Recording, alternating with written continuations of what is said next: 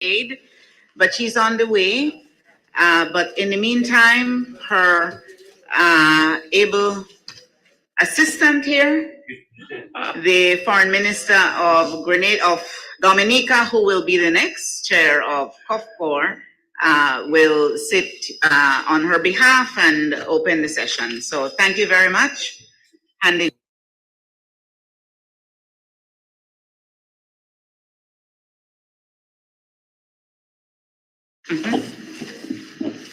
Yeah, good morning, everyone. Come on. Yeah, all right, thank you. The Right Honorable James Cleverly, Secretary of State for Foreign, Commonwealth and Development Affairs, Dr. Caleb Barnett, Secretary General of the Caribbean Community, colleague ministers of Foreign Affairs, distinguished ladies and gentlemen, it is my honor to welcome you all to Kingston, Jamaica, for the 11th UK Caribbean Forum. Of course, it's not my home country, but I'm a Caribbean man, so I have the right to welcome you, Minister, and your delegation, and our friends from the other CARIFORUM countries to Kingston. Today's forum has been convened to allow the Caribbean and the UK to have productive discussions with a view to reaching agreements on concrete measures that will improve the quality of our lives, of the lives of our citizens. It is an opportunity that we should grasp with both hands. That we are gathered here today for our 11th forum is testament to the enduring relationship between our Caribbean countries and the United Kingdom. The Caribbean region highly values our relationship with the UK, and this forum underlines our collective desire to enhance this relationship and deepen our levels of cooperation. We share a bond built on culture, history, trade, and crucial contributions made by the people of the Caribbean to the development of the United Kingdom, and acknowledge the value of these connections as they serve as the basis for our strong relations. This is not to say that we have not encountered challenges, as the tribulations of the Windrush generation and obtaining the support of the United Kingdom government on the issue of reparatory justice attest. Yet, we recognize that our continued engagement is a testament to the maturity and endurance of the UK Caribbean solidarity. Foreign Secretary and colleagues, our continued engagement in the midst of the COVID-19 pandemic demonstrated our dedication to maintain our partnership despite the immense global challenges. Our opportunities to trade and invest are vital to our partnership. The CARIFORUM UK Economic Partnership Agreement ensures continuity of preferential trading between our respective parties.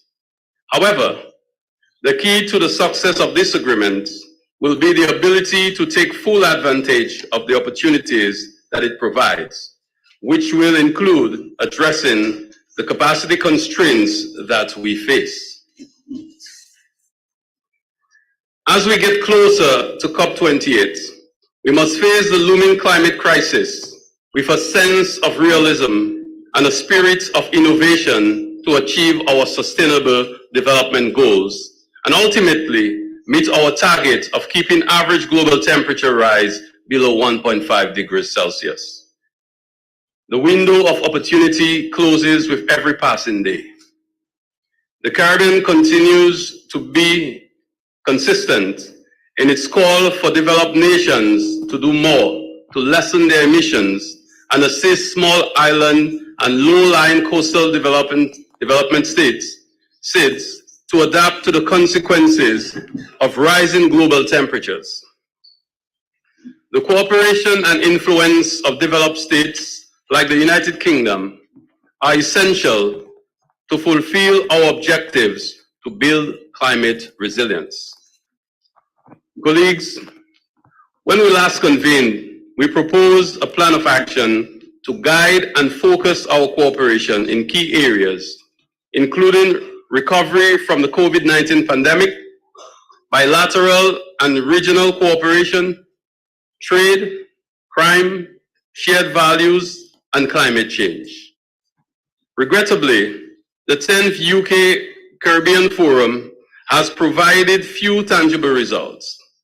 I therefore look forward to the refining of this plan of action in our engagement today and to identifying tangible commitments to enhance the sustainable development of the region. The challenge for this forum is to agree on activities that are focused, actionable, and measurable. We must engage our collective will and resources to ensure that engagements such as these are meaningful and productive. I therefore look forward to your active participation in our deliberations and to targeted and strategic plans that will redound to the benefit of our citizens. Ladies and gentlemen, my apologies, but I am just reading this for the first time.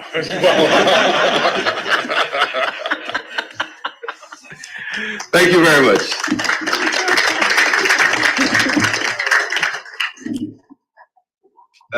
Madam Secretary General, Foreign Ministers,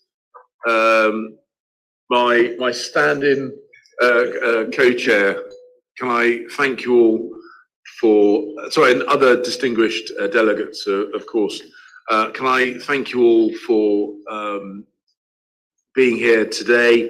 It's a genuine pleasure, and I often say that at the beginning of multilateral meetings, and of course I do always mean it, but I do particularly mean it here. It is a pleasure to join you at this 11th UK Caribbean Forum.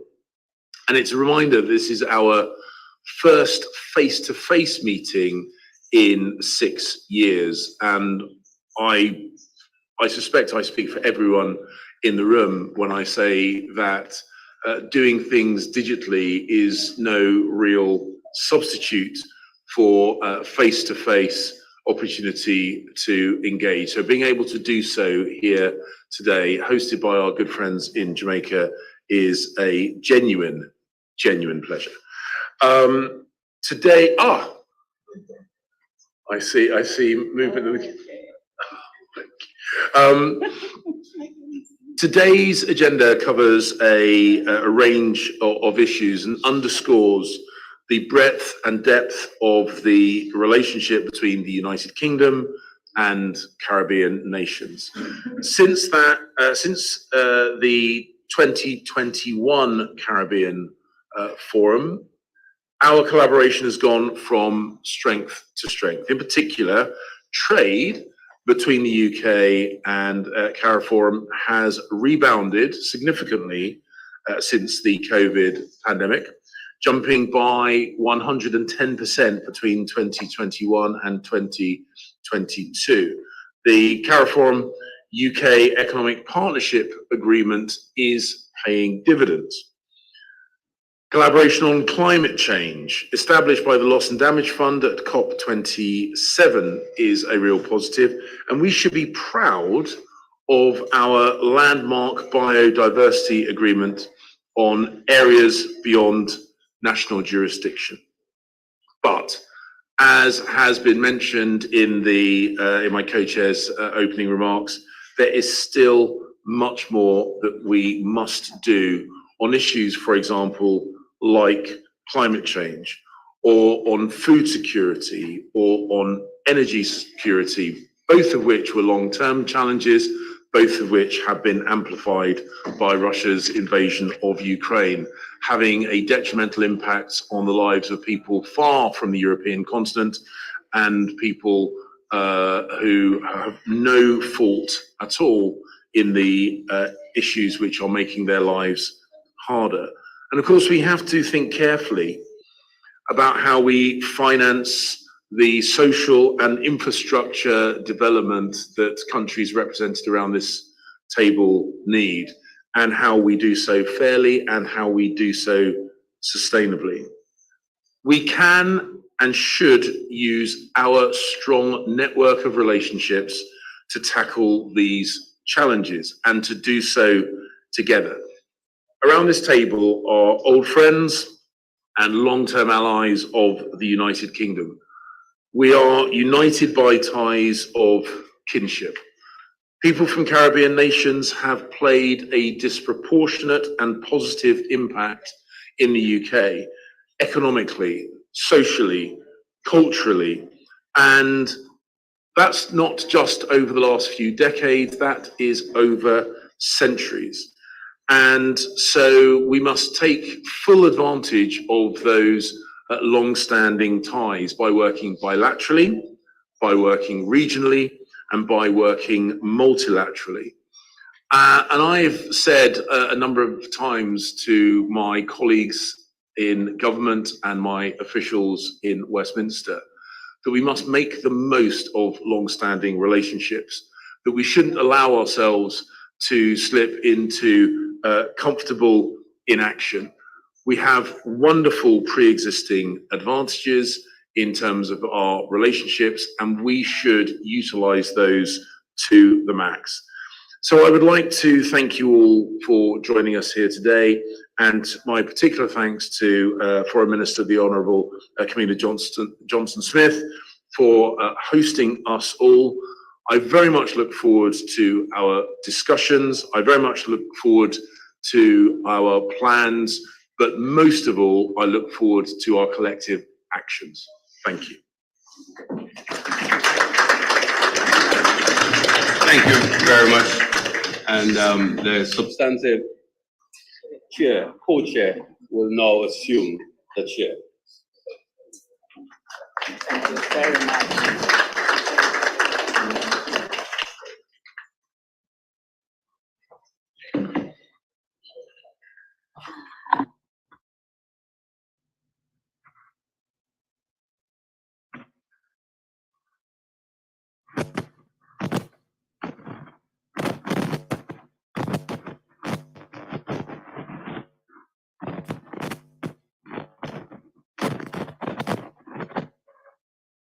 Good morning. It seems that the universe has conspired so that there is no morning when Murphy does not have his hand firmly on my schedule for the day. Your Excellency, Carla Barnett, Your Excellency, the Right Honourable James Cleverly, Secretary of State for Foreign, Commonwealth and Development Affairs of the United Kingdom of Great Britain and Northern Ireland, and my co-chair, Ministers of Foreign Affairs and heads of delegation of the Caribbean Community, the Dominican Republic and the Republic of Cuba, delegation members, including Caribbean heads of mission resident in London, those present physically and those online, members of the media, distinguished ladies and gentlemen, good morning to you. Jamaica is deeply honored to host this 11th United Kingdom Caribbean Forum, and we're particularly pleased that we're able to do so as this is the first in-person staging of the forum in 7 years. Over the previous 2 days, it's of course been a pleasure to engage with the CARICOM foreign ministers and Secretary General in the 26th meeting of the COFCOR here in Kingston. May I therefore extend a very special welcome to Foreign Secretary Cleverly, who is undertaking his very first visit to the Caribbean since his appointment as Secretary of State for Foreign, Commonwealth and Development Affairs, to the Honorable Josefina Vidal, Vice Minister of Foreign Affairs of Cuba, who is visiting Jamaica for the very first time as well, and the Honorable Hugo Rivera, Vice Minister of Economic Affairs and International Cooperation of the Dominican Republic, definitely not on his first visit here. Excellencies, the United Kingdom is one of the Caribbean's longest and most dynamic development partners. Our bond is built on shared culture, trade, and crucial contributions that have been made and are being made by the peoples of the Caribbean to the development of the United Kingdom. The value and strength of these connections is undeniable. In the 25 years since this forum was first convened, it's remained the foremost mechanism for high-level political consultation and dialogue between the UK and the Caribbean.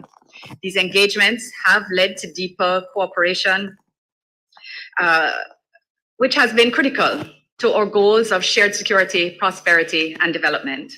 We're therefore confident of productive discussions today, including on our challenges, such as the issues of the Windrush generation and reparatory justice.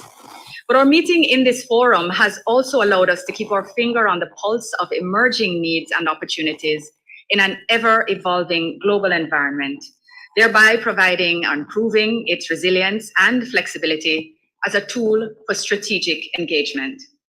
Since the 10th Forum convened virtually in 2021, we've witnessed the tragic return of war in Europe.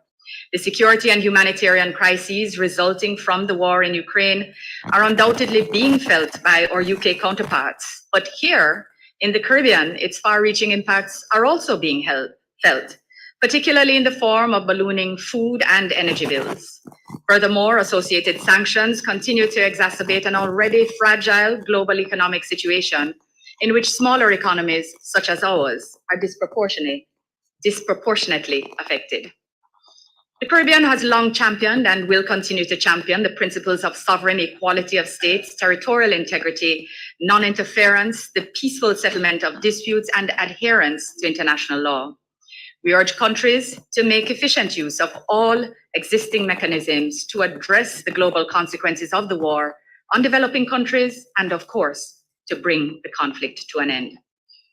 Excellencies, ladies and gentlemen, we find ourselves in the Caribbean on the front lines of another kind of crisis, from which the casualties are steadily increasing. Scientists and experts continue to issue dire warnings that our very survival depends on not exceeding the Paris Agreement target of 1.5 degrees Celsius. That window is fast closing. The city of Kingston, where we're privileged to be today, is itself to reach climate departure this year. If this occurs, Kingston will be the second city in the entire world to experience this dangerous phenomenon, where the climate begins to enter a new state and temperatures that were once considered extreme become the norm. The world can no longer afford to conduct climate matters business as usual. The Caribbean's survival is contingent on an ambitious climate action plan and the fulfillment of climate financing commitments by the Global North. Both are urgently required.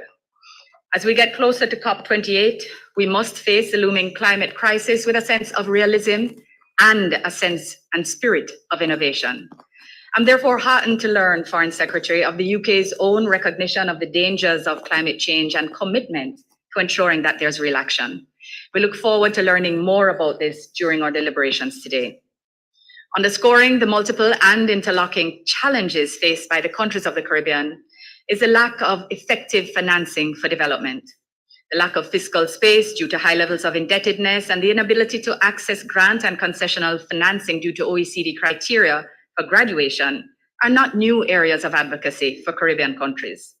The interlocking crises which we face, however, deepen the urgency of our call for attention to new approaches to the international financial architecture and its alignment with our collective desire and intentions to achieve the Sustainable Development Goals. We will speak more about that later. More narrowly, the Caribbean is championing a new multidimensional vulnerability index to allow greater flexibility as developing countries work towards sustainable development beyond mere recovery to pre-pandemic levels. As the UK prepares to engage its G7 counterparts in Hiroshima, Japan later this week, we ask that it conveys these messages from the Caribbean, which will undoubtedly be more fully enunciated today, and that the UK undertakes to be an advocate for this region with which it is inextricably intertwined. Opportunities for trade and investment are vital to our partnership. The CARIFORUM UK Economic Partnership Agreement ensures the continuity of preferential trading between our respective parties. However, the key to the success of this agreement will be the ability to take full advantage of the opportunities that it provides. And this will include addressing the capacity constraints that we face. Excellencies, ladies and gentlemen, partnerships like the one embodied in this UK Caribbean Forum enable us to meet the moment and confront the challenges of our time. We will therefore embark upon an ambitious agenda crafted around three thematic areas: sustainable and economic development, security and immigration, and the promotion of common values and shared interests. We will give focus to trade and investment and the operationalization of the CARIFORUM UK EPA, the cross-cutting issue of financing for development, strategies to address the climate and environment crises, and deeper cooperation in the areas of security, defense, education, and health. Our meeting will also consider the situation facing persons of the Windrush generation and the issues of reparatory justice. As we embark on these important and timely discussions, I encourage colleague foreign ministers to engage in a spirit of openness and clear dialogue, given our relatively short time frame. In closing, I would like to acknowledge and thank the Caucus of Heads of Mission in London and the CARICOM Secretariat for their role in the substantive preparations for today's meeting. Allow me to also thank my incredible team, who has been integral to the process. I look forward to refining our plan of action and to agreeing on activities that are focused, actionable, and measurable, as do you, Foreign Secretary. I therefore anticipate active participation in our deliberations that will enhance the sustainable development of our peoples. On behalf of the government and people of Jamaica, may I again warmly welcome each and every one of you that is a visitor to our island.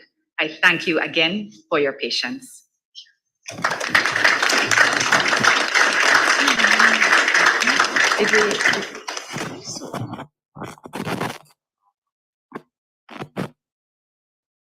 May I now hand the floor to Her Excellency Dr. Carla Barnett, Secretary General of the CARICOM and the CARIFORUM. Thank you very much, Madam Co-Chair. Since we are late on time, I will not read my whole speech. I will post it on the internet. But I do want to say all protocols having been accepted so far, I am pleased to be here to address you. I want to, in particular, record our appreciation to the team in London.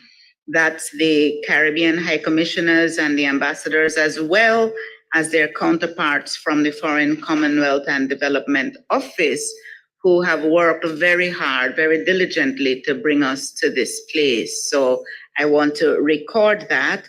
And I also want to say, Foreign Secretary, that I look forward to signing with you the Memorandum of Understanding, which will put in place a mechanism for follow-up and for developing of a process that will take us forward. And with just those 2 points, I will hand it back to you, Madam Co-Chair, the microphone, so that the work of this meeting can continue in earnest. Thank you very much.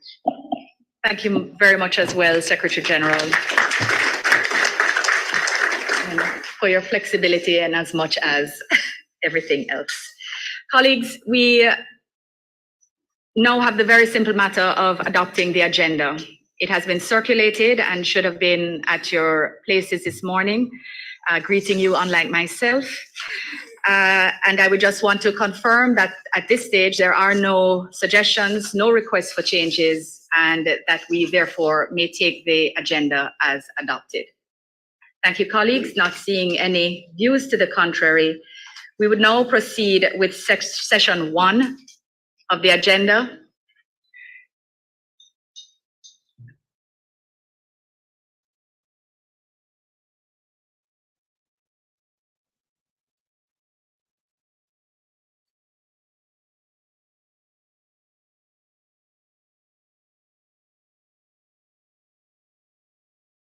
Colleagues, before we actually start session 1, would love to invite all of us, all of the foreign ministers and heads of delegation, to join us on the platform for a family photo before we engage in the formal business of the day.